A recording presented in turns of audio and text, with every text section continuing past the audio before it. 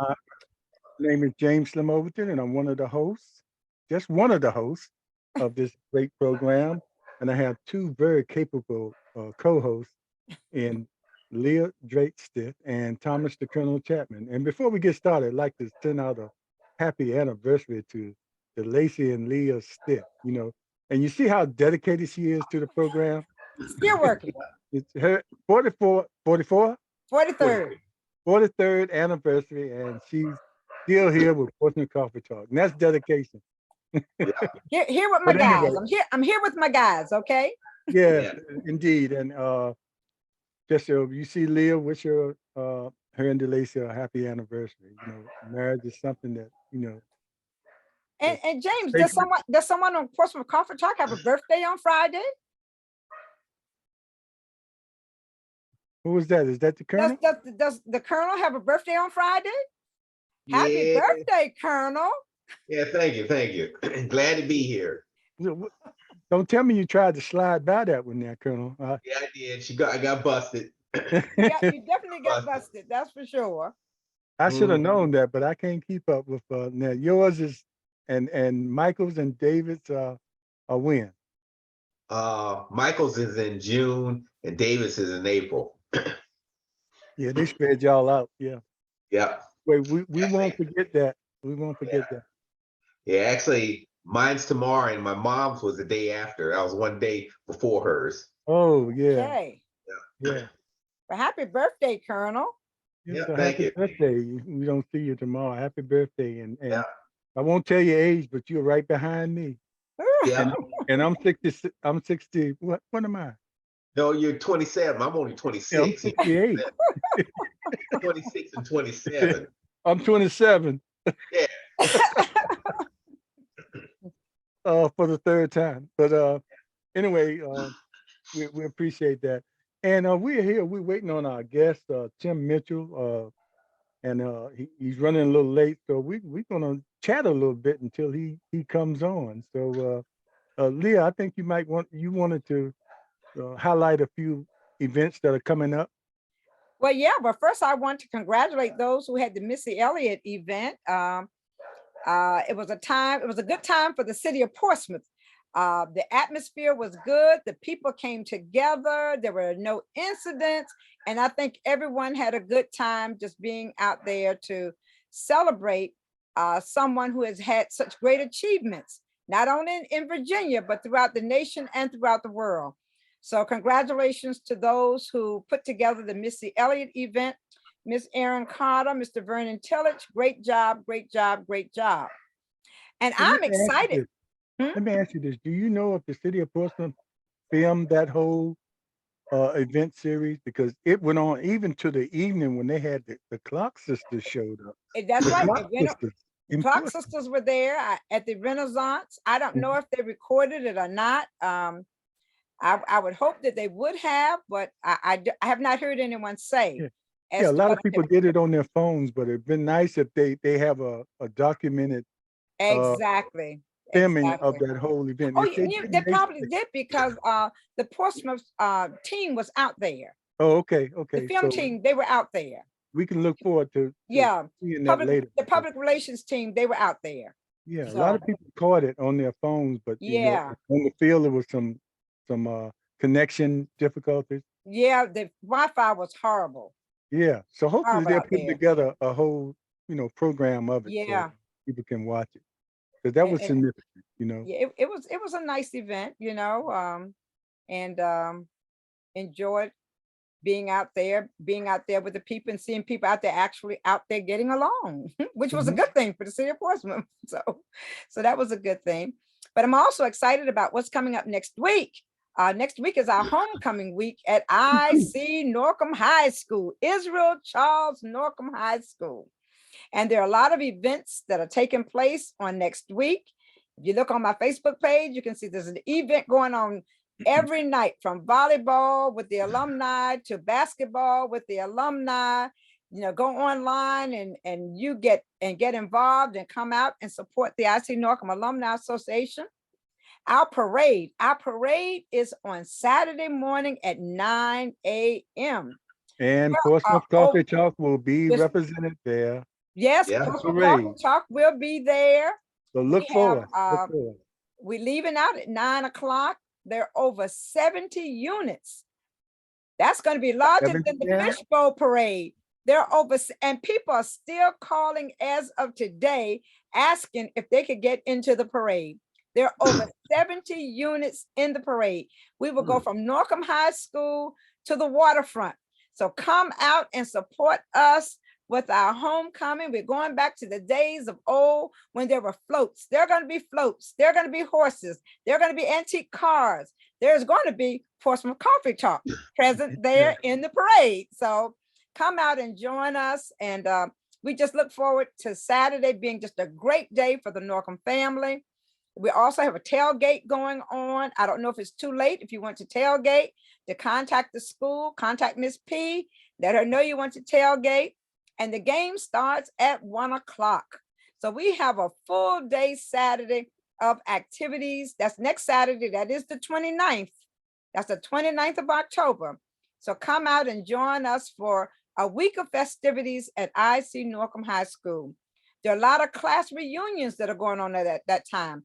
The class of 2000 is going to have their event at a place on George Washington Highway. I think it's called Quorum or something of that nature. It's a new place on George Washington Highway. And that's the class of 2000 and 2002. And you know, and it just excites me when I see that the class of these later classes are really getting involved. Before, it has always been the older classes that participate. Yeah. But there are a lot. It's encouraging. Yeah. Yeah, there are a lot of young classes that are coming back and they're participating, and we're just so proud of them and proud of what they're doing for the school, because it's up to us to give back, to reach back and help those students who are there now. So I think it's going to be a great time, and it's all geared up and preparing us for our 110th anniversary, which will be next year. And that's going to be the big event taking place. So get prepared for that coming up next year, either in September or October, because we're trying to pin the date down. We're trying to pin the date down early in October or late in September. We wanted it the week of September 21st because that's Mr. Norcom's birthday. We wanted to celebrate his birthday with our grand reunion, or at least by the first week of October, because we don't want to conflict with college homecomings. We want to do it so we would not be in conflict with other college homecomings. And college homecomings usually the Around bulk the of third in and fourth October. week of October, second, third, and fourth week of October. And unions is usually the second Saturday in October. Yeah. A lot of other colleges, at least in the CIAA, follow. Yeah. I So hope it's the 21st date so you can celebrate. we really want it 3 days around that later, you can time. celebrate my birthday as well. So Yeah. So celebrate Mr. Norcom and James too. How about that? We bring Earth, Wind, and Fire to sing September and all that stuff. Then that would be tremendous if we could pull that one off, you know? Yeah, maybe we need to work on that. Yeah, but I never say never. Never say never, you know? But anyway, it's going to be something that's bringing back, hopefully, the school spirit that IC Norcom is used to having. That we have seen, us older ones have seen a little lacking in the students today, and we need to do something special to sort of lift them up and bring that back, and that pride. Exactly. A lot goes along with that pride. Once you have that pride in your school, you take your classwork seriously. You take everything more seriously when you have that. Exactly. That's my opinion. I think that goes hand in hand. And I think that Looking you're forward right to as that. well. And just to let you know, alumni flag football is on Tuesday, October 25th at 6 p.m. That's alumni flag football. Come out and support. On Wednesday, October 26th is alumni basketball. And that's at 7 p.m. And this hadn't gotten out, but anybody over 55 have to have a doctor's excuse. Have to have a doctor's note. Before you can participate. And also, I said homecoming tailgate is $100, and that's on Saturday, October 29th. So come out and support us as we prepare to celebrate Israel Charles Norcom High School, one of the state of Virginia's oldest continuous Black High School. So come Yes. out and support us as we support our school as well as the students who attend. And Norcom has always been called Portsmouth Pride. So Yeah. let's bring Portsmouth Pride back, okay? And it's also the original HBHS. The original HBHS, historically Black High High School. school. All Yes. right. Amen. I see our guest has I arrived. guess has arrived. Yes. Hello, Tim. Hey, how you doing? All right. When you get situated, let us know and we'll get started with you. I'm good. Can y'all hear me clearly? Yeah. You coming in. good. Okay. All right. All right. All Thank right. you. All right. Everybody watching. Our Sorry guest for the has delay. arrived. Okay. That's okay. You're here. Our guest has arrived, and he's a Portsmouth native who now lives in Atlanta, Georgia. And when he was here in Portsmouth, he attended IC Norcom High School, and he also made a wise decision after that and attended Virginia Union University. And I Oh didn't yeah. know this, Tim. You played football when you were there? Yeah. Yeah, I sure did. A Yep. I played 3-year for letterman. 3-year yeah, letterman. play for Joe. Play for Yeah, Joe okay. Taylor. Joe Taylor. Okay, legendary. Yeah. We stole him from Before Hampton. he migrated to Hampton. Oh, okay. We had him first. He went to Hampton, then he came back. No, he went down to Florida, and then he came back. Yeah. Now And he's then he athletic director. So and kind of a funny story with I call Ms. Lee, I call her mama. Her son-in-law, when I was at Union, because Joe Taylor left Virginia Union going into my junior year, and he went to Hampton, and he took probably 78% of the team with him. no And wonder I said, they did well right away. Right away. They did well right away. And her son-in-law and Derek was at Hampton. And I was like, but I used to spend a lot of time over on campus, and it was funny because he left Union and went to Hampton. I'm like, man, because I left Norcom, and of course our colors are maroon and gray. And what are Union colors? Maroon and gray, maroon and steel. Maroon, and I refuse to wear those Hampton colors. I said, and that was one. I'm like, I'm not putting them colors on. I got recruited by Hampton. I was and I told James that I was the only guy on the team from Portsmouth. I was the only at that time. I was one of the few guys from the Tidewater area. But like I said, I got recruited by Norfolk State. No way I was going there. I got recruited by Hampton. Don't say it like that, honey. Don't say it like that. Don't say it like that, Tim. I love him for Norfolk State now. Yeah, and strangely enough, and that's how my entrepreneurial thing got started. I was selling T-shirts on campus, and I got hurt. And that was the same time that everybody was going to Hampton, and I was injured. And I kind of got into my entrepreneur thing during that time. That was 91, 92. When Coach Taylor went there. So that's kind of when I started my entrepreneur stuff. Yeah, I was going to ask you. Did that start when you were here in Portsmouth? Did you have aspirations of designing and clothing? But seemed like it started not out of desperation, but it was something that a lot of students did figure out to make that extra money. Well, you know what, Jane? It actually started in Store Hall. My mother used to come and she used to bring, I didn't know what, I guess it was the equivalent of Sam's Club at that time. And she used to come up from Portsmouth, her and her ladies from the church, and bring me like everything. Yeah, and I was on the 3rd floor, and you probably remember on the 3rd floor, at the end of 3rd floor in Store Hall, it was a book room. That book room was my dorm room. And remember, it had the half a door. You can Yeah. open up the top half of the door. They put me in that room. That was like Actually, they put that was like a suite. it. Actually, they put two of us in there. I had another guy from Smithfield in there. They just call him Elmer Fudd, and I kind of paid him to go in another room, so I had my own room. Oh, So wow.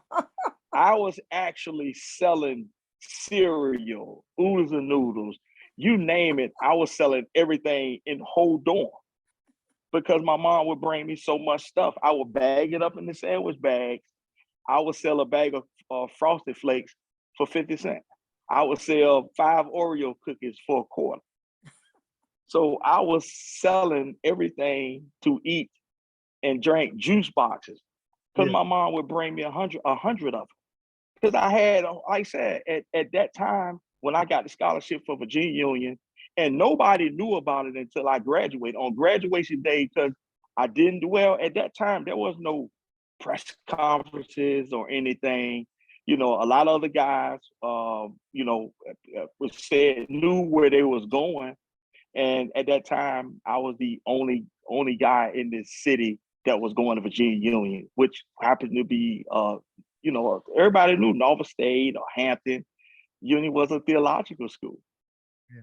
and a lot of people don't at that when I was there. James, did you had to have a certain number of hours of church when you was there Yeah, chapel before you credit. could graduate? You Chapel had credit. people like, No matter what what you is did that? in the No matter, classroom, you didn't have those chapel credits. you didn't have them chapel credits, you couldn't get up out of Union. So I mean, it was cool. I mean, what was crazy, I never made honor roll at North. I got the Union was on the dean's list All because right. as football players, we had to have a certain number of. Mhm. We had mandatory study hall.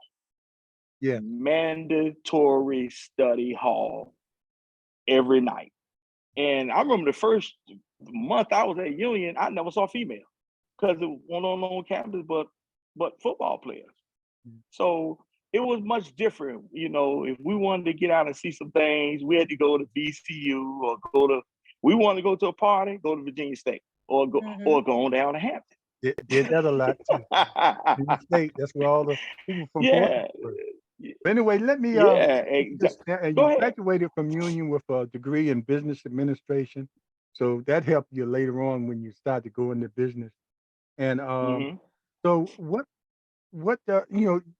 transferred you from selling t-shirts on campus to getting into a business? Did it happen right away or did you do some jobs in between there? And how did you end up in at Atlanta? No, I mean, actually, like I said, I was selling the T-shirts out of the trunk of my car on campus, and at that time, Atlanta had got the bid to host the Olympic game. Mind you, this was '92 around there, and a gentleman came there. You know, he was looking at me like, man, I like your designs and this, that, and the other. You know, so we was talking about the T-shirt designs and things that that I was selling out of the car. He was like, "You ever been to Atlanta?" I'm like, "Nah." He said, "Well, Atlanta gonna be hosting the Olympics, Uh-huh. and we really would love for you to come down and see the city and see what you think." And guess when he brought me to Atlanta?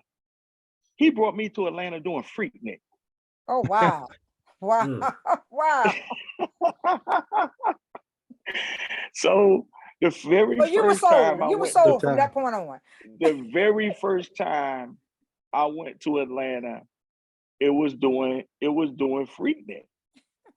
I mean, I was sold. I'm like, how fast can I get to it? Can I get to Atlanta? I remember, I still remember packing up my car and going to Atlanta. And like I said, it was an experience like no other. Your son-in-law ended up being in Atlanta. Yes, he was there for a while Not as well. sound not Uh-huh. he was there. He was there for a while, Uh-huh. and it was a different Atlanta, but it started me on my entrepreneurial journey. Uh, I worked with ACOG, the Atlanta Committee for the Olympic Games. and I was on the marketing team, the design team, that all the t-shirts that they did in Atlanta, and I happened to work with another individual here named Steve Young, who had the main contract that I got to work hand in hand with with that individual, and it was a great experience. At the same time, I worked with the Atlanta Hawks. I worked in the old Omni Arena, and I worked with the marketing department with the Atlanta Hawks. And like I said, my entrepreneur stuff started, from selling T-shirts out the trunk of my car, and it led me to Atlanta. Jim, before Yeah. the other host, I'm sure they have some questions or comments. Yeah. We are sporting your gear and haven't Hey, seen the Colonel yet to give him what you sent to him, but this is what the Colonel hey, and, okay. And somehow that was- you figured out everybody's style. But the only the thing thing is, I have, I was gonna do stop video and go and put mine on. I'm gonna stop the video, Yeah. but you all keep talking, okay? okay, and you sent this, and I Okay. like that. Yeah, And I figure you play golf. no, I don't play golf. But I used to wear these when I had an afro. Okay. All right. But I'm gonna still sport it, even though I'm a bald guy, like yourself. But we appreciate you sending the gear. And, I've been wearing it. I All wore right, no problem. I wore it that Saturday when John Carlos was here, the former Olympian. Okay. So so I've been Mhm. showing on my videos. But you have a lot of things, and when Leah gets back, well, while she's doing her thing, the Colonel, would you like to? Yeah. Tim, jump how in? you? Hey, how you doing, Colonel? Yeah, all right. Man, I'm doing okay. Man, is that a cowboy hat you got on, Colonel? You can recognize now because I know you're a Falcon fan now, probably.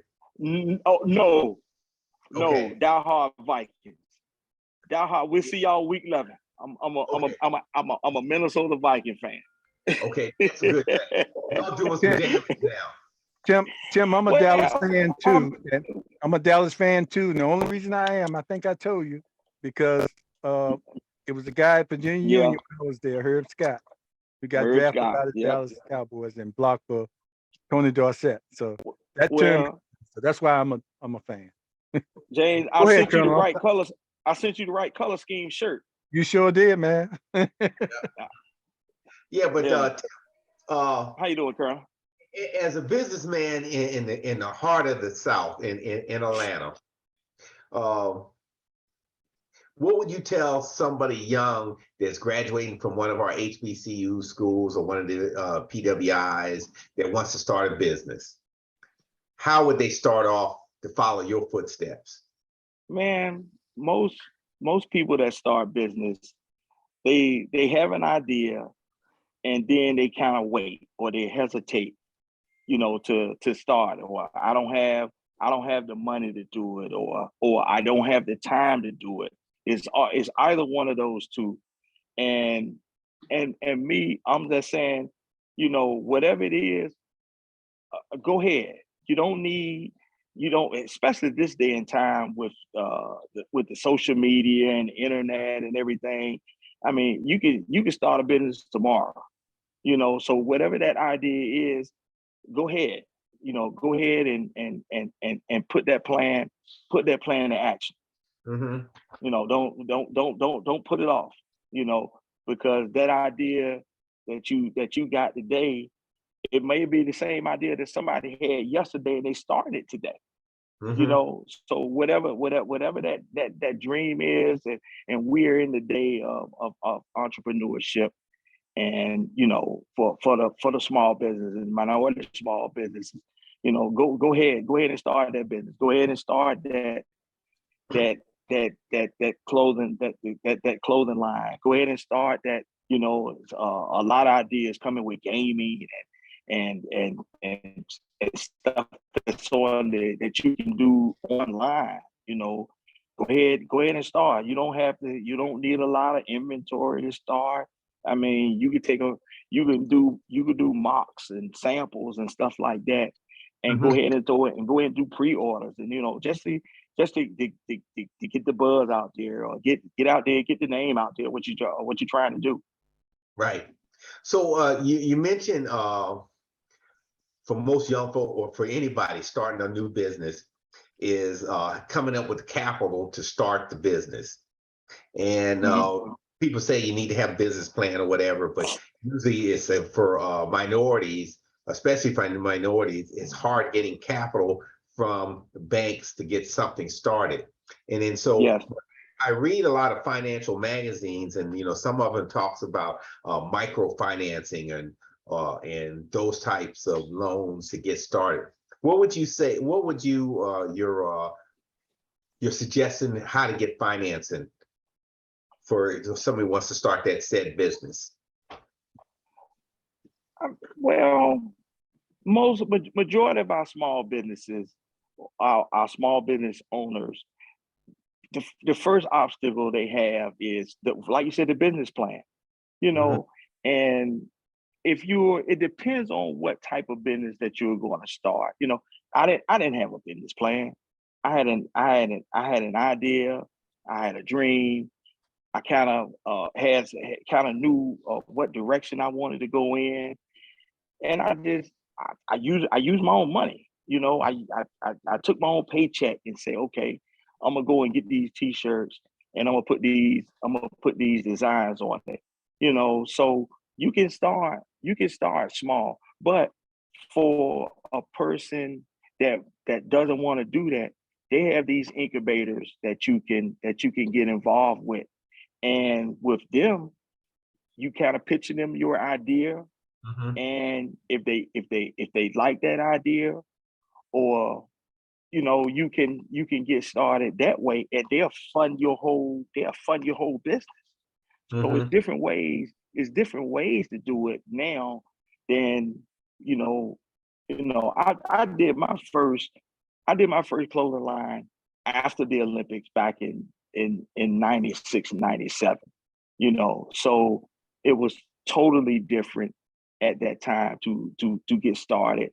Whereas now you have a lot of programs, that, and you don't have to have an extensive business plan. You just have to have an idea, and they want to know very, very small details about your business, because they know you don't have the financials, because a lot of back in the day, they wanted to see your financials. They wanted to see a 3 to 5 year plan. Now Right. it's not. Now you don't need those things. So it's much easier to get capital to do your small business, and regardless of what business it is, it could be it could be food, it could be in the food service industry, it could be in the apparel industry, it could be in the electronic industry, it could be in the gaming industry. You pretty much just need to have an idea, and it's a lot of funding out there for small business. Yeah. It's a lot of grants out there for small businesses as well. Since the pandemic, it's a world of opportunities out there as far as grants is concerned for small business, especially small minority business. Especially in the city of Atlanta, it's welcoming you. I lived in Atlanta from 93 to 95. I went to graduate school at Georgia State, and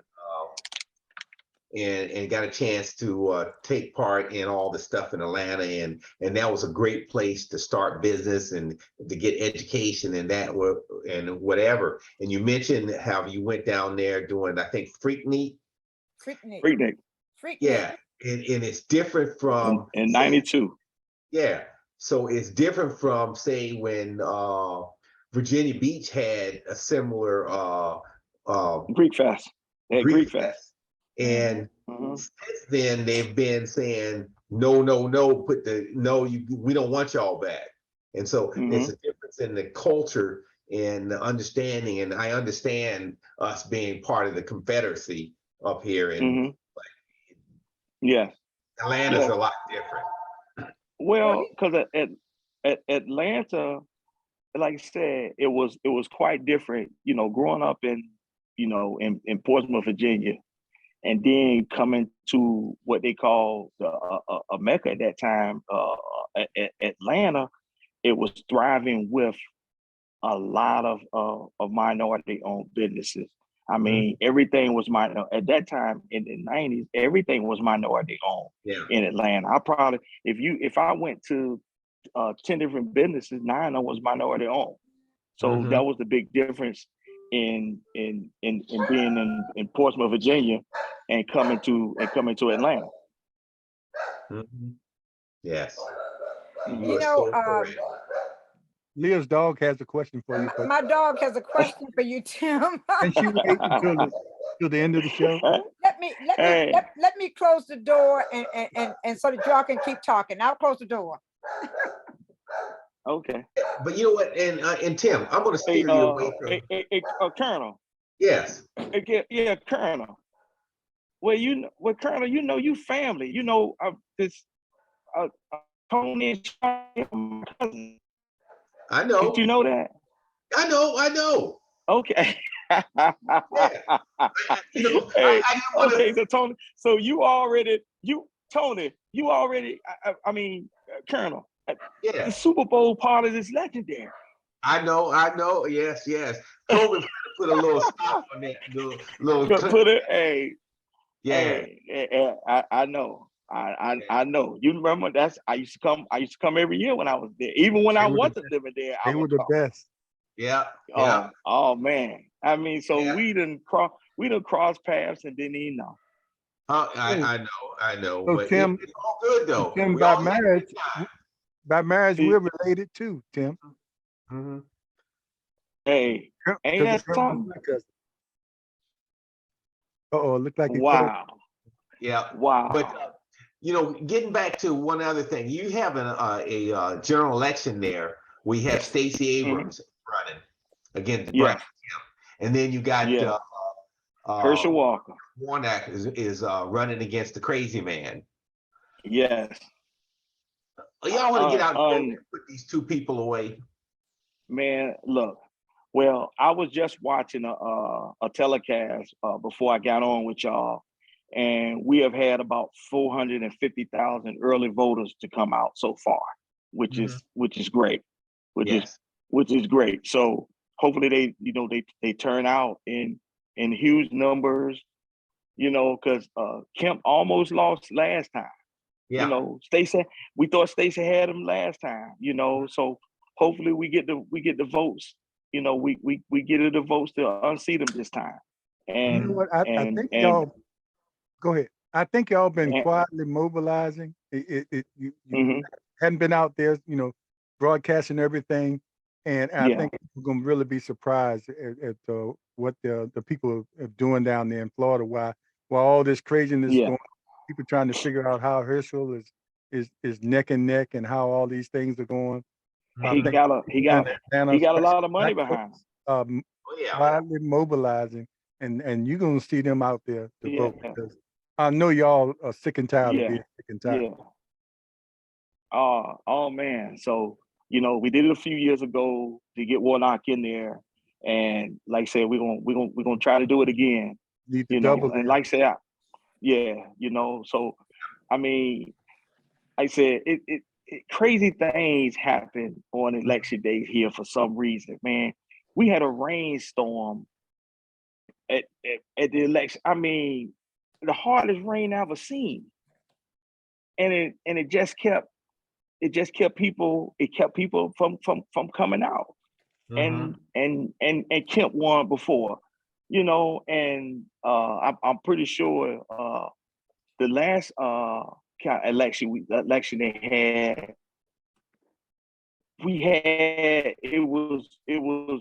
it was extra warm.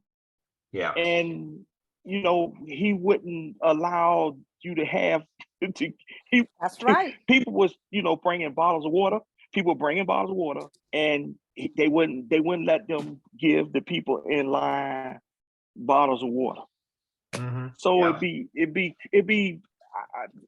things that you just wouldn't believe to happen in Georgia. you know, and people like, well, what happened? I'm like, yes, but Georgia in particular is something about this state that holds the key to these elections. So, Right. like I said, hopefully we'll come out in droves and get these two cats out of there. You know, get these new cats in there. You know, keep Warnock in there, get Abrams in there. Yeah. So now, Tim, your Herschel Walker folks, how many of your folks going out there for Herschel Walker? To believe it or not, Ma, a whole lot of them. I know. A whole lot of them. It's unbelievable. Yeah. It is. You know, it's like some of them they brainwash. Mm-hmm. Yeah. You know, I mean, but you got some. It boggles me. It's unbelievable. It seems like, okay, this gonna be easy, but it's not gonna be that easy because they got a lot of money behind Herschel. Oh yeah. Oh yeah. He got a lot of money behind him.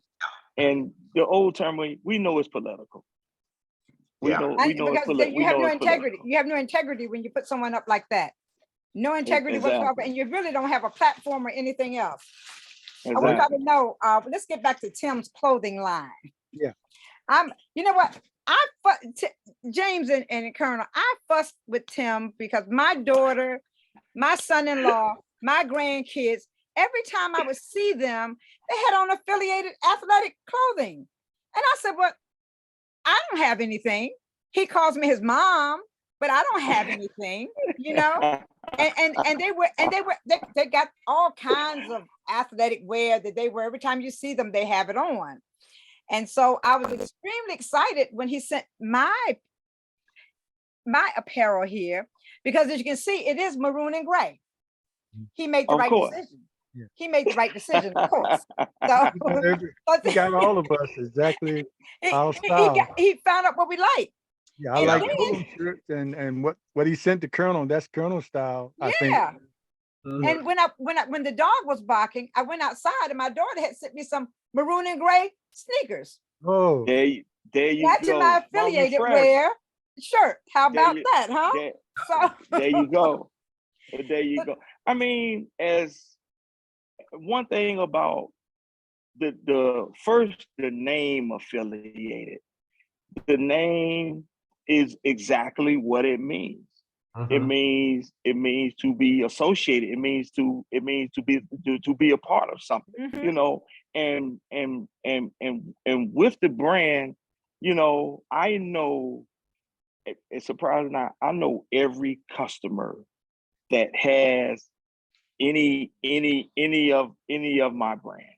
I do my homework, you know, I go and see what kind of style that person is like and try to kind of go and cater to what their style is, you know. So it's more, you know, it's more a person, you know, a lot of, you know, and I tell all my customers, you can pick up the phone and call me. You know, I haven't in the 2 years I've been doing the brand, and I knock on wood, I haven't had one return. None. You know, I haven't had to return an item. I haven't had to refund any money because of the personal relationships I've built with my customer and my client base. You know, I'm a phone call away, you know, tell me what you know, tell me what event you're going to, tell me what color scheme that you're trying to do. So I was able to take the brand, and before it was just affiliated, I was the person in Portsmouth that started putting the neighborhoods on shirts. You know, I did a shirt that said P-Town raised me. And that was back in 2012 when I was in the middle of doing my trucking company, you know, so I really didn't have time to really do the brand. So I was doing shirts that said Portland raised me, or London Oaks, or Mount Herman, put Choate Street, whatever your street or whatever your neighborhood in Portsmouth, Dale's home, Swanson home, Ada Barber, Washington Park, Lincoln Park.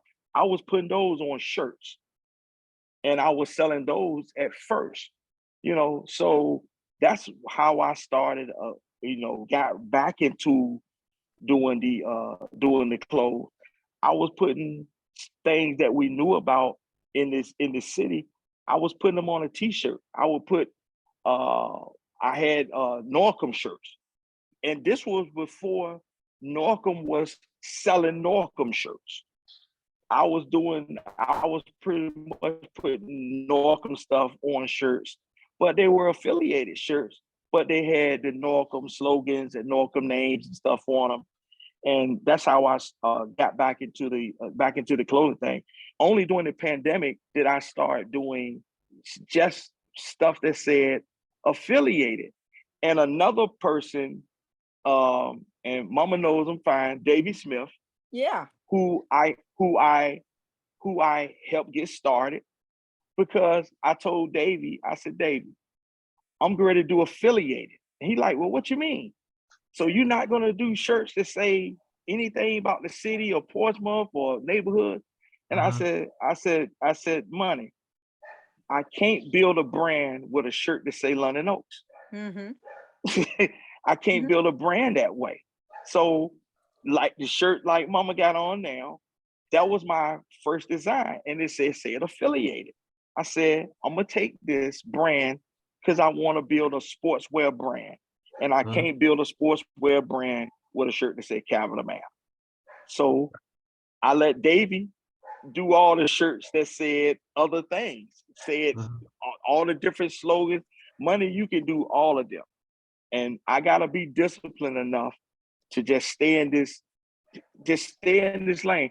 You did not see Nike until their first shirt that didn't say Nike was the shirt that said Black Lives Matter. Mm-hmm. Every shirt they did from their inception said Nike, and it took a major, historic event for Nike to put Black Lives Matter on a shirt. But all of the brands, the sportswear brands, because and I tell people, I'm building the next Under Armour. That's what affiliated is. Affiliated athletics is no different than Russell Athletics. It's no different than Under Armour. It's no different than Nike. It's no different than Adidas. But I often refer to Under Armour because we can remember when there was no Under Armour.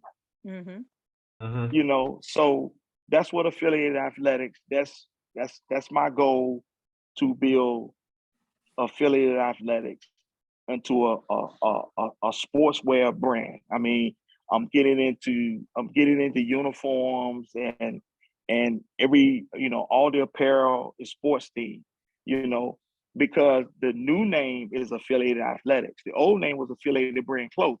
Affiliated brand clothing was doing some of everything, but affiliated athletics is only going to be sportswear, hooded sweatshirts, t-shirts, the same thing that you would find in that Nike does, that Adidas does, or Under Armour does. So I kind of know the lane that I'm going down, and I'm just gonna stay on that lane, because my vision is to have the affiliated logo. So when you see a uniform, all the Norcom uniforms I know they was on Nike at one time. I think they say Under Armour now, I think you're right. So my desire is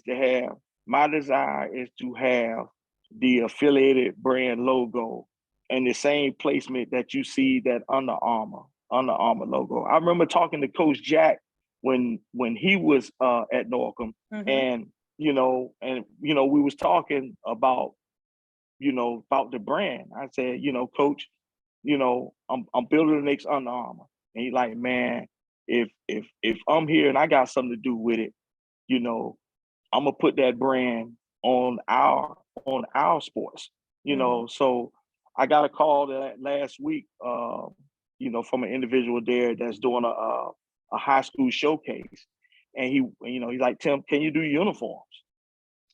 So now I'm getting set up, where I can go overseas and do my own uniform. Mhm. And when I say overseas, I'm saying, no, I'm gonna actually go to Turkey and I'm going to do my own designs and pick out my own stuff and do my own things, that's like the big boys do it.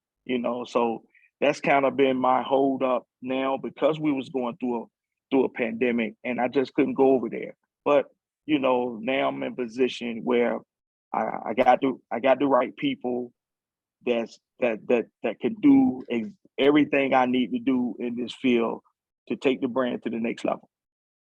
Jim, let it's me ask you, and for anybody watching now that just tuning in, we have Tim Mitchell, Portsmouth, former Portsmouth resident. And if you've watched Portsmouth Coffee Talk, you know we like to feature people from Portsmouth that have gone to different areas of the country and doing well and doing some things, but their heart is still back here in the city of Portsmouth. Tim, Oh, I want to ask all Portsmouth. Yes. I want to ask you, I think during the pandemic, you talked about that slowed you up from traveling, but that also probably helped you a lot because you do a lot of your sales through the internet or, do you have any aspirations of your brand being in stores? I know you do, but how is that going? And how do you Yeah, break into that with all these other brands out there? yeah. Well, I've been real strategic in how I want to put the brand. I had an offer to, I like I said, I know a lot of people. I had an offer to put the brand in a big store. I believe I had an offer because I know a guy here that's the Southeast region rep for Foot Locker. He loves the brand, and he got his hands on maybe 100 plus Foot Lockers in the Southeast. He like, Tim, I love to put the brand in Foot Locker. And I told him, I'm not ready. I'm not ready. I'm not ready to make that kind of move right now, because with that type of commitment, with just, let's just say he wanted to put it in half of his stores. I mean, it would take all of my time to just supply one retail, So most people look at it as, oh, that's an opportunity. I would have took that and ran with that. I kind of knew that, and at that time, the brand was only maybe a few months old, So I just wasn't in position to make that kind of move and make that kind of commitment. My desire is to grow the brand slow. Just grow it slow, build up the momentum of the brand. And, you know, 6 months in, and I was already getting those kind of opportunities. I said, okay, if I just take my time and grow it slow, instead of having an opportunity to go into 117 Foot Lockers, I can go into 1,000 Foot Lockers. Yeah. But And you Tim, gotta grow and that's go real wise. the right way. That's Mhm. real wise Yeah. because a lot of people jump on those opportunities. Exactly. They see the opportunity and run.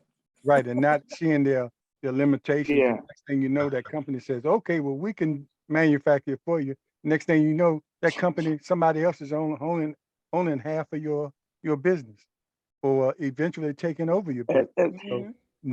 knowing your work and and how and to navigate that thing is very important in business. I think that's a good move by and you. I can and and like I said, I started doing my very first clothing line. I started it back in '96 called I did it with a couple of good friends of mine. It was called Erupt. We did Erupt in '96. We had Erupt in 300 in over 300 stores all over the United States and in other countries. And the lesson that I learned from Erupt. We had bigger deals on the table, but when it came down to going after those, to getting those bigger deals, we found out we didn't own our own company. The individual that was helping us out, because we didn't know anything about copyright and trademark. Nothing. We knew nothing about that. We were some young guys that had an idea and we went out and done it.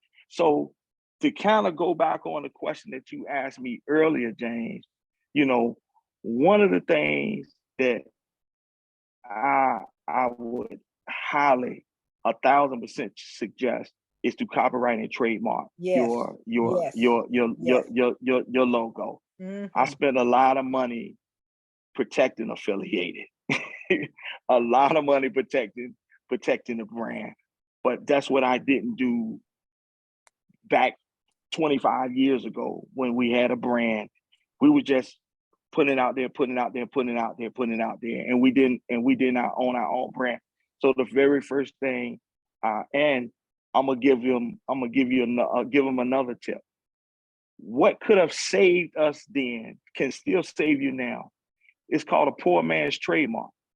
You take your idea and you let's say you got a logo or design or whatever.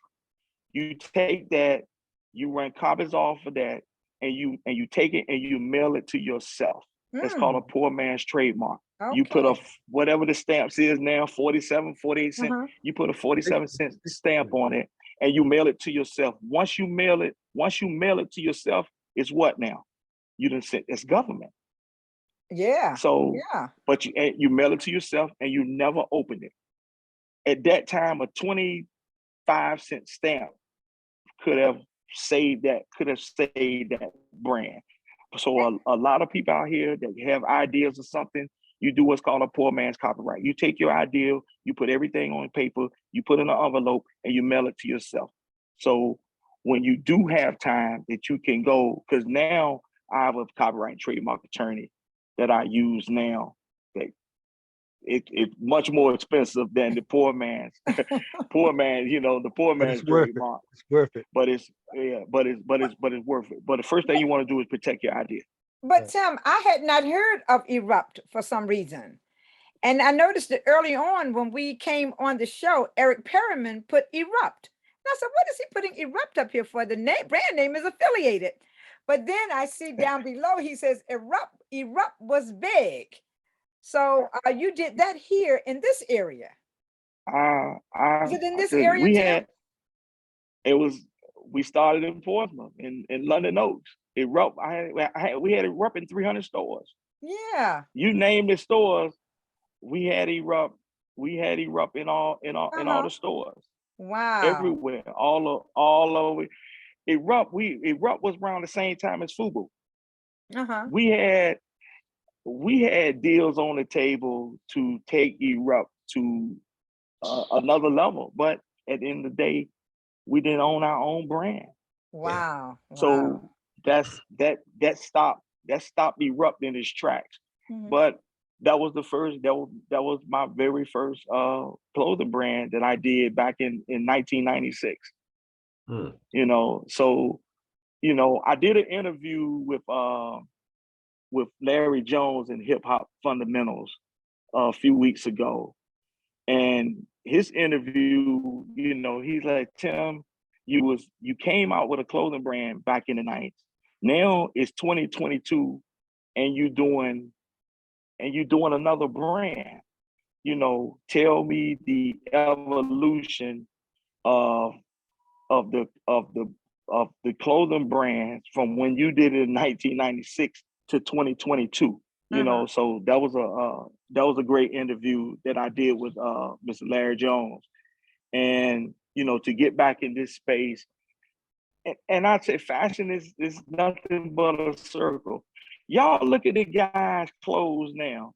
They shorts are small again. Remember, we went from small clothes to baggy clothes, small short. Then we going right back to the small stuff again. So it's a circle. It is You a know? circle. And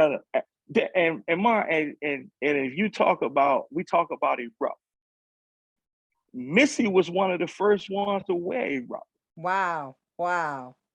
We put Missy in erupt in 96. Mm-hmm. Mm-hmm. In 96, 1996, 1997. Uh-huh. We had Missy wearing erupt because at that time, you had Teddy Riley here in Virginia Beach, Uh-huh. and one of the first photo shoots that we did with the erupt brand, that's who wore it. Mm-hmm. Teddy Riley and Blackstreet wore. Mm-hmm. They wore the erupt brand, and we put it on Missy and everybody that she was around at that time. And like I said, the brand did really well. Mm-hmm. You answered my question. I was going to ask you about the copyright, as far as affiliated goes. But you mentioned putting your manufacturing base in Turkey. And have you considered like Vietnam, India, and Indonesia? That's where the labor costs are really down there, or in profit margin in those three countries. Because Well, they're in the way of China, but those three are still popular. Yeah. Actually, like I said, I had a contact in China, and they, believe it or not, they're still going through a pandemic. Mm-hmm. Yes, Mm-hmm. yes. China, I got a good friend there, and me and him talk often. Can't go there. You just can't. And actually, the individual, and I met him during the pandemic, and I went and saw him out in Vegas doing the Maddie show, and he was just manufacturing socks. I had a really nice sock that I did that I sold out really fast, but he only did socks. So he called me a couple of weeks ago, and he was like, my phone rung like 3:30 in the morning. I'm like, I got a wife, and my phone ringing at 3:30 at 3:30 in the morning. So I got up, I spoke with him, and he was like, "Well, Tim, I got some good news." I'm like, "Okay, Ursul, what's up?"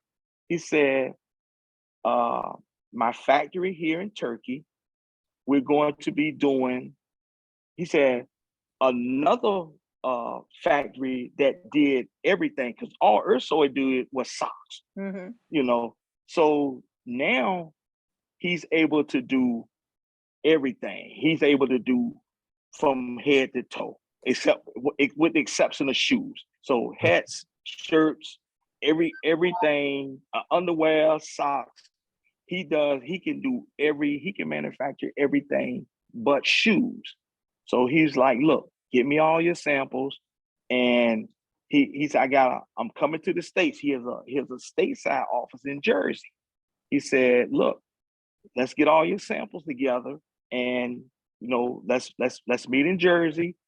And once we get your tech sheet down, and your tech sheet is just everything that you're gonna do in your brand." Mm-hmm. So once I get my tech sheet ready with everything, he said, "We're gonna go over to Turkey, and we're gonna make all of your samples, and we can produce everything that you want to do at the quality that you want to do, at the quantity that you want to do. We can handle everything, and we can house it, and we can ship it," which to me is game changing. I tell people, I'm not playing around with affiliate.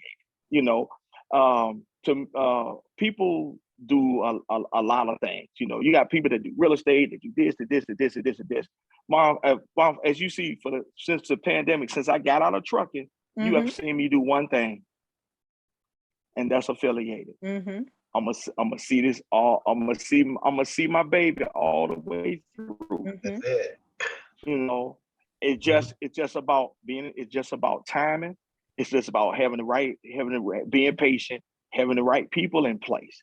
Yes. You know, so I'll be able to do, like I said, my thing is y'all cut the TV on and you watching a university or you run out and you see it. My dream is to put affiliated on my high school that Norcom wears there, because Norcom Under Armour doesn't give Norcom that. They don't. They gotta pay for that. Everything. They don't give them not one chin strap, not one headband. They don't give them anything. So if they gotta buy from Under Armour and it's Under Armour, why can't I put the brand on? Why can't I put my brand on my old high school? On your old high school. Yes. Yes. So that's what I've been. Even before I put it on a professional team or whatever, I want to start at home. I want to put it on. I want, my high school to wear the affiliated brand. So that's a goal and a dream of mine, to put the brand on. Yeah. Gotta have a dream, gotta have a vision. No doubt. 100 years ago, Mr. Norcom had a vision, and we're still living that vision 110 years later. So you have to have that dream, have to have the vision. So yes. And also, and I'll share with you, I am working on designing my first sneaker, my first shoe. Okay. I'm working on the concepts to do the first shoe. It's called the A1, which is affiliated. So I'm working on the A1 right now, and I'm excited about it. Moving, doing, because shoes is just a totally different. Shoes is a totally different monster. Make sure you do some maroon and grays. Oh, most definitely. Most definitely. So most definitely. I sat down with an individual, and he was like, "Well, Tim, what do you want it to look like? What do you, what kind of design? What kind of, So it took me about a month to kind of figure out what I wanted it to look like and everything, So I definitely can't wait to, to share that, because that's definitely huge, to have a signature shoe along with the brand. So that's where we're going. We not just going to do sportswear, because if the Armour started as a compression shirt that they wore under your equipment. Under Armour didn't have a shoe. So it can be done. And like I said, I often refer to Under Armour because I can remember when Under Armour didn't have a shoe. They started off with just a compression shirt, and they grow into this sportswear giant that it is now. So I started off with that shirt Mama got on right now, and we're gonna grow the brand into something much bigger, that not just I can be proud of, but something that our city can say, hey, this brand started, it originated right here in Portsmouth. And before my children and grandchildren get theirs first, I expect to be first on the list this time. Okay. Oh, I got you. Yeah. I just want to say that I'm so glad definitely. Upper Talk show that we have been able to focus or feature people that have from Portsmouth and different areas, and a lot of them went to IC Norfolk, not all of them, but most of them have, and going on and doing things, and be able to come on this show or come back and educate or tell people what they went through and how they got started, and maybe some of the pitfalls, some of the things to look out for, especially with the copyright and trademark. And hopefully it's our goal one day to bring all these people back we've had on our show, if we could work out logistics and get them here one day, and to have a program with all these people that came from Portsmouth and went on to do something, because each one of them had expressed, a want to come back and do Mhm. something in the city, or especially with our youth, and be an Yeah, example for what you can do. yeah, The sky's the limit. You have a dream, you have to follow that dream, you have to believe in yourself first. Mhm. yeah, So yeah. hopefully one day we And can. we didn't even touch on Yeah. that aspect of it. I started my nonprofit, which is affiliated with Hope. Affiliated Hope was done in honor of my mother that passed away during the right before the pandemic. So Affiliated Hope was done in her honor. And one of the first events I did last year while I saw mama there, I did get that shirt. I did get that shirt. I yes, I gave away a few hundred backpacks, you know, doing that back to school event, Mhm. you know, from the school supplies and backpacks, through my affiliated with Hope Foundation. So this year I was coming back to do something similar. And I found out, and I talked to Mama about it. I talked to James about it. I found out something that was very troubling to me. It kind of bothered me because I did not know that we had homeless kids Yes, in definitely Portsmouth. so. Mhm. I didn't know that. I grew up, like I said, I grew up in London Oaks. We knew, we knew guys that, mom might have been on drugs and didn't Mhm. have a dad, and he might have stayed in my house one night and stayed with Bernard Griffin the next night and Mhm. stayed with this person, but we didn't call him homeless. Homeless. Mhm. Even though to think about it, he kind of was, Mhm. but the neighborhood as a whole took care of him. Took care of each You other. know, Yep. we took Mhm. care of each other. Mhm. So it really bothered me to say that we have homeless kids. Not, Mhm. of course, we got homeless adults there, but I came in town I flew in for a day, and I talked to a young lady, and she let me know that, Tim, when she said need kids, I was thinking special needs or something Mhm. like that. In my wildest dreams did I think that she was talking about kids that are actually homeless. Mhm. So that day, instead of giving those school supplies to the kids out at the city park, Mhm. I pivoted and gave her those supplies for Mhm. those kids. And I told her, and I talked to James, I talked to Mama, I like, one of the things I want to do now is kind of direct my attention towards those kids, Mhm. because they definitely needed. I had a conversation with um, Ursula Murphy, Yeah. Ursula. who Ursula works who with me. Mhm. okay, I had a great conversation with her because she was telling me about the homeless adults that Mhm. start at the age of 18, and she was like, well, Tim, we kind of know. I'm like, why are they sweeping this subject under the rug? You Mhm. know, I mean, they need they need just as much as attention as a homeless adult. So that's one of the initiatives that I'm going to I'm gonna get on in the city.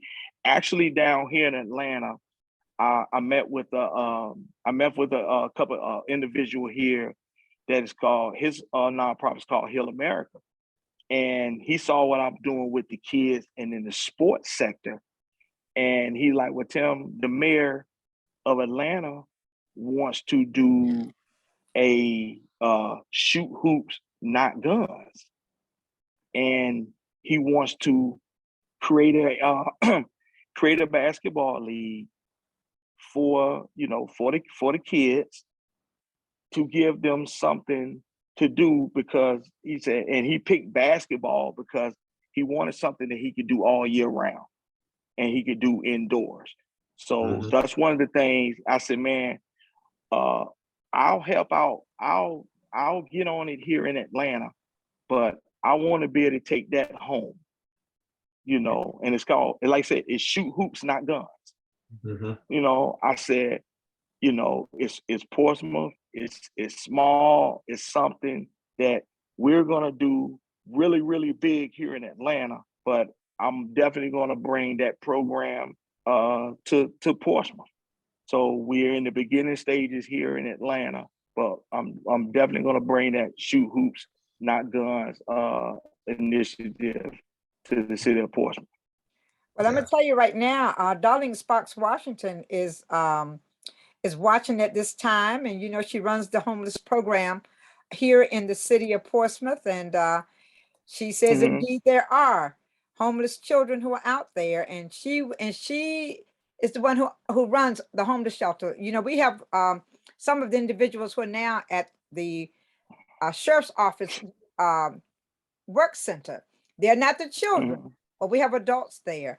But Darlene Sparks Washington is looking and listening and watching, and you need to contact her as well and talk with her. Okay. Well, Mama, I'll definitely get her information. I'll make sure you get her information. And I can say it right now. I want to I want to adopt every homeless kid in Portsmouth, meaning that I want to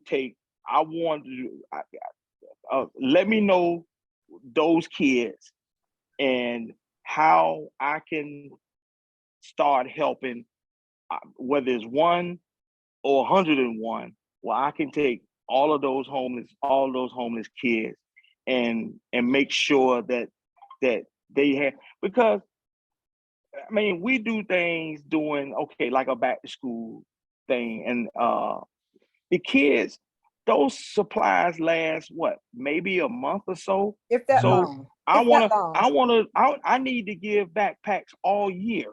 I don't want to wait to a back to school day and say, I want to give backpacks to those kids all year. They got a backpack. I want to make sure they got supplies. Exactly. The entire school year. Exactly. Right now I'm working on I'm about to start Coats for Kids, because it's getting cold, All right. I don't just want to do Coats for Kids just to collect them for a couple of weeks.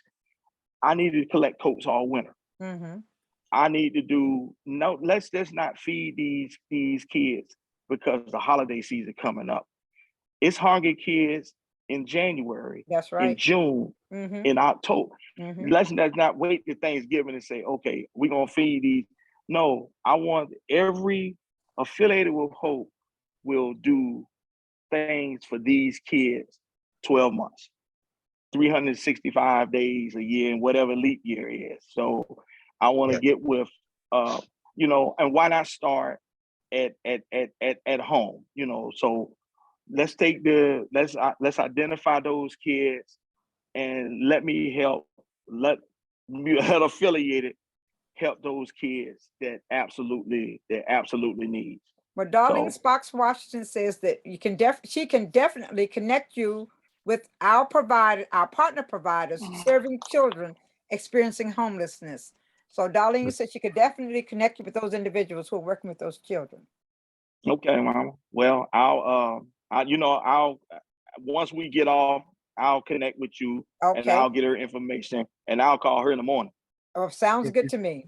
You already kind of made a connection, because when you talk to Ursula, Ursula, she's on the board of the homelessness that Darlene Sparks. Portsmouth Volunteers for the Homeless. Yeah, she's on that board. Well, already kind of connected. Just because I'm not there, that don't mean I can't be a part of what's going on there. Indeed. I'll do whatever I need to do, from here. And like I said, from the things that's going on in Atlanta, what they do it on they got a bigger platform. All I'm gonna do is take those same things that they doing here and bring them home, and share those ideas and things that they're doing, and they dumping millions of dollars into the ideas here, and hopefully that we can take those same things and use those ideas in Portsmouth. Yes. And let's Well, talk. you know what? Go Yeah. ahead. I'm sorry. Go ahead. It's important that we understand the importance of the social safety net that we have across the country. And we also need to know that the assault on the social safety net from the other side, or what I call the Confederates or the Republican Party. And then so as we get ready to go out here to vote, and if you sit home, those programs that you benefit from, our kids that benefit from, school lunches, they want to get rid of that. And all Social these Security, Colonel, they want to get rid of Social Security. Please. Medicare. They want to cut back on Medicare. All those programs that benefit the masses are under the gun. They're possibly that they want to either cut them or either gut them or get rid of them. And so that's the reason why people need to go to the polls. And if we don't go to the polls, then we deserve everything we get. And then so I want to get back to your business though. Do you have a website? So you can Yes, it's shopaffiliated.com. It's shop affiliated. Okay. Yep, it's shop affiliated. And if y'all let me kind of touch on something while we talking about a youth. It's a lot of violence in the city, and I may not have all the answers, but growing up in Portsmouth, it was a lot of things that kept us occupied and busy. And I grew up in City Hall because I worked for Parks and Recreation from 7th grade through Virginia Union University.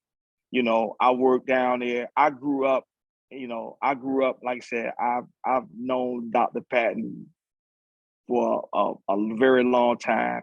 So I grew up with Dr. Patton, Rudolph Freeman, Herb Ballard, Demise Coleman, Marvin Urquhart. That's who, Freddie Freeman, all of those people, Miss Edie, her mean self, all those people raised me.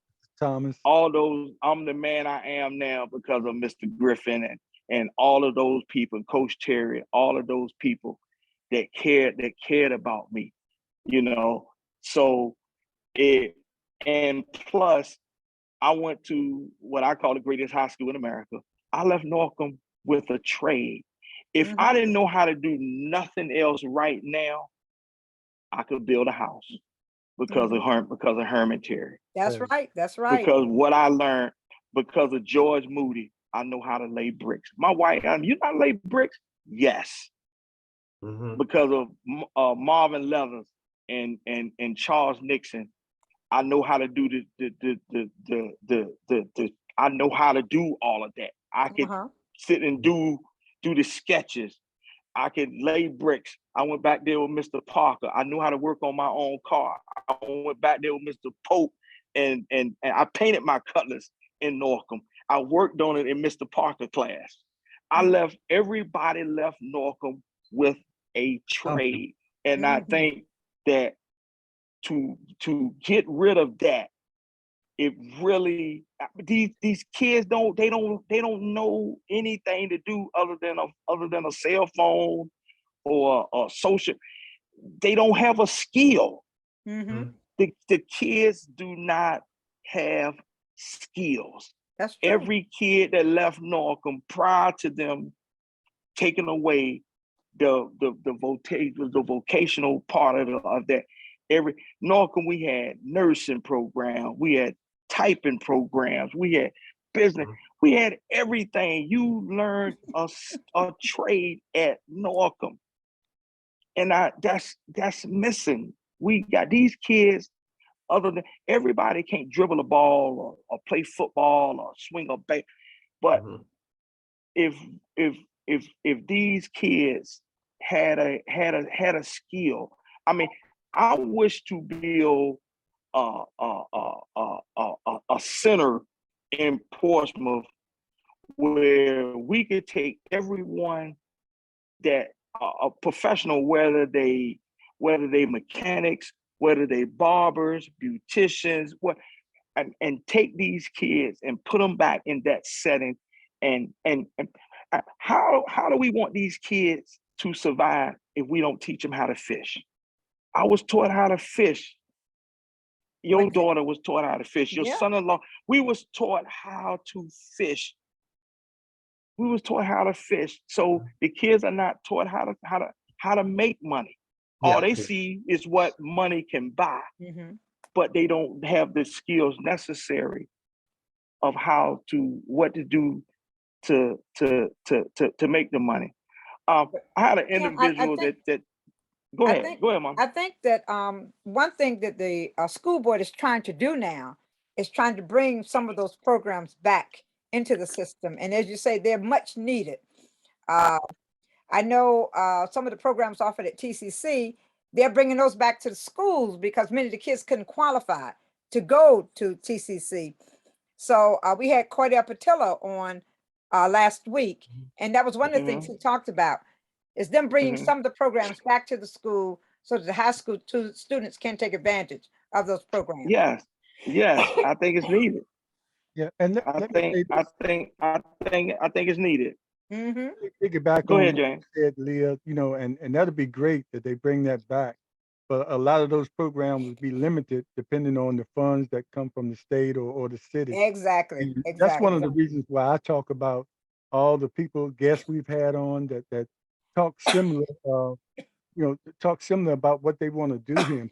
If we ever got them all together, imagine what collectively could be done by the people with the same dreams about coming back. Exactly. Even including Finney, Finney Smith, Buster Nelson, who has his own, all these people that we've had on the show that have gone off, they still want to come back and do something.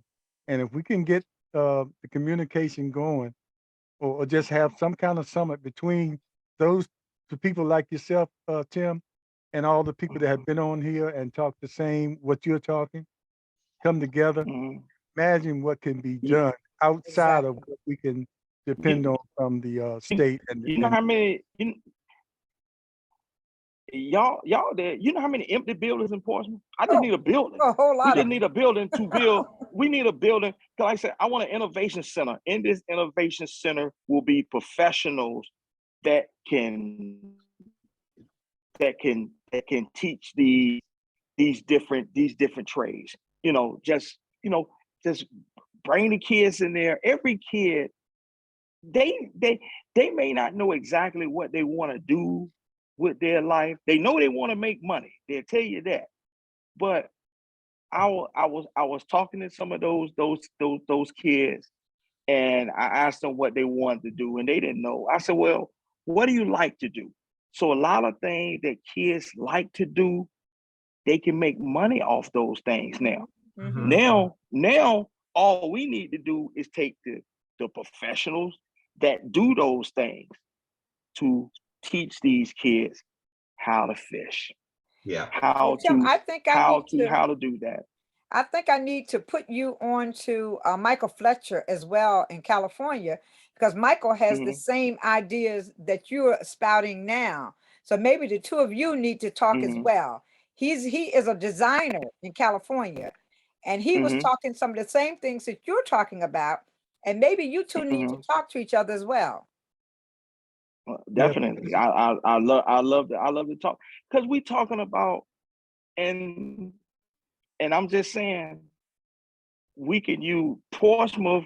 It's a small area. It's a small space. So we talking about starting something in little Portsmouth, Virginia, that can grow because if it's successful in Portsmouth, of course Virginia Beach gonna copy, Norfolk gonna copy, Hampton and Newport, and so on and so on and so on. I feel we can start it right in Portsmouth and kind of show exactly what this program needs to look like, and then we could grow it from there. But like I said, I just don't want to talk about it. Put me with the people. Say be Put me about with it. like-minded There people. you go. Be Put me about with it. That's right. like-minded people, That's right. and let's go out and get started, and let's get it done. Because I now know at the age of 52, I now know what I'm supposed to be doing, and the youth is at the top of that list. So Here to replace us.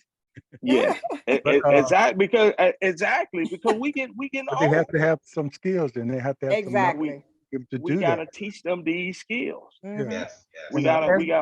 gotta teach them these skills. As we wind down, I also like to add, Roberta Carter said, also teaching the basic life skills like sewing, cooking, and things like that. I remember in homemaking my senior year, it was Home, more we guys we in had that that. class learning how to sew We and cook than it was the young And ladies. we you've seen recently Barbara Clark Ruiz, who's also a Norcom graduate, whose I know items are Barbara. now featured in Kohl's and various other stores. She started with Miss Wiggins in home Yeah, economics yeah. at IC Norcom Yes, High School. Miss And now Miss Wiggins. she's internationally known. Her clothing Yes, are in the stores now all over. So yeah. yeah, She used to so work with it. Barbara used to work with Adidas. yeah, so she's doing some great things as well. So Yes. Again, Yeah. as we wind down, another important thing we have to remember, and we'll get a chance to make the last statements, is going back to voting. We have to make sure we vote in the right leadership, because sometimes you mentioned about buildings, sometimes the red tape to go through City Hall to get something done like that discourages people. It's exactly. just so much you have to go through for this small city, Yeah.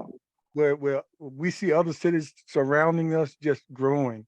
And I know it's because many times that red tape is not, you The don't have red to tape. jump as many hoops to get a business started or do something. But here in Portsmouth, Exactly.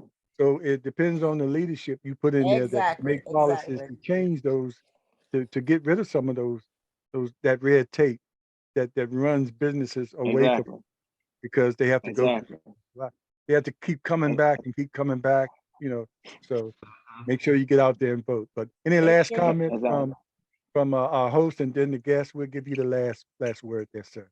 Tim, I want to thank you so very much for coming on and sharing all of this wealth of information with us here on Portsmouth Coffee Talk. I compliment you on all that you're doing. I'm glad that I finally have my affiliated wear, and I'm going to be sending for some more. Okay. And Oh, of but I course. just want to I want to say thank you so very much, and thank you for all that you're doing, and thank you for most of all being concerned about our youth and putting forth a plan as to how we can work with our youth, which is a crucial thing at this time. So that hopefully we can stop some of the violence that we are seeing on the streets now. But I want to Yeah. say once again, thank you. Thank you for your vision. Thank you for your dream. Continue to live your dream and your vision. And Thank you. continue to, and thank you for that good information about that copyright. Hey, the poor man's copyright. I mean, Yes. that's something that we need Way to to know start. about. Huh? Yeah. So Way to start, yeah. yeah, yeah. Yeah. But I just Yeah. want to say thank you so very much, and I'm so happy that you came on and you shared all of that information with us. Thanks a lot, Tim. Thank you. Colonel. And I'd like to reiterate everything that Leah said, but thank you for everything and being a role model for these young kids, because they need to see. You say you're 52, but you're still young. And, yeah, but they need to see you Yeah. out there, positive role models that getting out there doing the business thing and doing it the right way. And my wife says hello too. Tell Tony I said hey. Yeah. And matter of fact, I'm gonna call Miss Erhart and say you gave her a shout out tomorrow. I'm gonna call her tomorrow. Hey, okay. But keep doing what you're doing. And Thank you. we'll see each other whenever we get through with this pandemic, and then I'll give you a thing, for if we ever do this Super Bowl again, when the Hey, there. I'll be there. I miss you guys. Definitely. Yeah. So it's all good. Yeah. James? Slim? No, you can go ahead. I said my piece about the Okay, voting. Tim, last word is yours, Tim. Yeah. Tim, the last word is yours. Well, first, I thank you for having me on. I mean, it's been I've watched and watched and watched and watched. I've seen the guests, and I've definitely I've been wanting to come on. Especially when I heard about about the thing with the kids and whatnot. And like I said, I appreciate the platform. You guys provide a great outlet for the people that grew up in this city, and allowing them to come and share their experiences, because we got a lot of people that from the city that are all over these United States that are doing different things. But I challenge, starting with myself and everybody that's been affiliated with this city. Let's come back, let's give back, and let's make change. But it's going to take all of us. They always say it takes a village. So it's going to take a village of us to make change, in our youth, because those are the ones that's going to run the city in the future. So it's a must that we do that. We want to thank you again for coming on, Tim, and we know what you're doing there in Atlanta. Is a direct U-turn back here to what goes on in here in Portsmouth. You have that avenue wide. And I like to say, well, watch us Monday as we have the delegate Darius Clark, who is also an IC Norfolk and Virginia Union grad. So we dominate Panthers. So hard. So hard to be a Panther. To be a Panther. How about that? To be a Panther. Anyway, he's gonna come Davey, on. I talked to Davey last night. He like, man, what should I put on the Virginia Union shirt? So hard to be a Panther. Yeah. Well, you put that up there, everybody will understand it. Everybody understand it. Yeah. So I told him that last night. And let me mention one other thing. We had the St. Paul's alum up here about a couple of weeks ago. They're having their reunion this weekend. So St. Paul alum, enjoy the weekend and your homecoming as you go back to reclaim that was lost. Congratulations to the St. Paul alum. Yeah, in the process of trying to reopen St. Paul. Was St. Paul open when you were playing, Tim? They were? Yeah. Yep. The school we were back like there. Homecoming. Yeah. But I think we beat them 75 to nothing. Well, be nice to bring them back just for that. I never lost to Norfolk State. I never lost to Hampton. That's because you had Joe Taylor. No, we didn't. We didn't lose to Hampton, Norfolk State, or Virginia State. And James, that was when you was there. That was the 2 years you played, right? And we undefeated this year. And we 7-0. We undefeated right now. Watch out, Virginia State. We're coming at you. Yeah. We coming to get them. Man, thank y'all, man. I appreciate this, and I'll see you. I'll be in town soon. Okay. Wait to see you. Okay. What's the Coffee Talk is here for our voice, our community, in our future. All right. Thank you. We salute you, Tim. We salute you, brother Tim. Have a good one. Have a good one now. All right. Thank you.